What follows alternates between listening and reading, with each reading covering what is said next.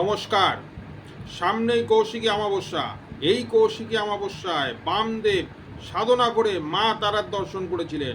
এই কৌশিকী অমাবস্যায় আমরা যাই কাজ করি সেটি 100% সাকসেসফুল হবেই। আমি আজকে একটি টোটকা বলছি, সেটি কৌশিকী অমাবস্যার মহানিশি রাতে করবেন।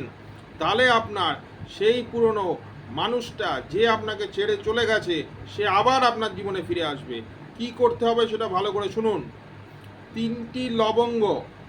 তিনটি লবঙ্গ বাম হাতে রেখে ডান হাতে চাপা দিয়ে সেই মানুষটার নাম বলবেন 3 বার। তারপর আমি একটি মন্ত্র বলছি, এইটি আপনি 51 বার, সর্বনিম্ন 51 বার, তার থেকে বেশিও বলতে পারেন, বলতে হবে। মন্ত্রটা শুনুন।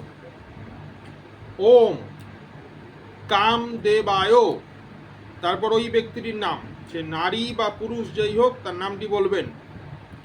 বশমানায় কুরু কুরু স্বাহা।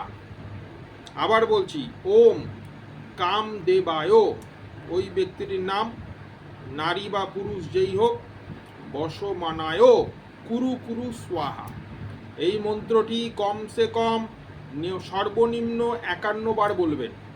তারপর ওই যে লবঙ্গটি, যেটি 3টে লবঙ্গ, ফুলওয়ালা লবঙ্গ হতে হবে, 3টে ফুলওয়ালা লবঙ্গ যেটা হাতে আছে সেটি আপনার বালিশের তলায় রাখবেন, রেখে শুয়ে পড়বেন।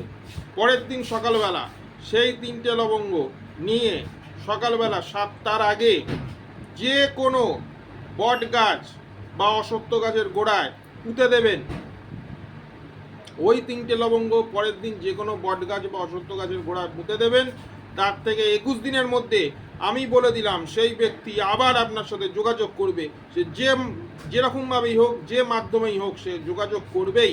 এটি করে দেখুন, আপনারা ফল পাবেনই।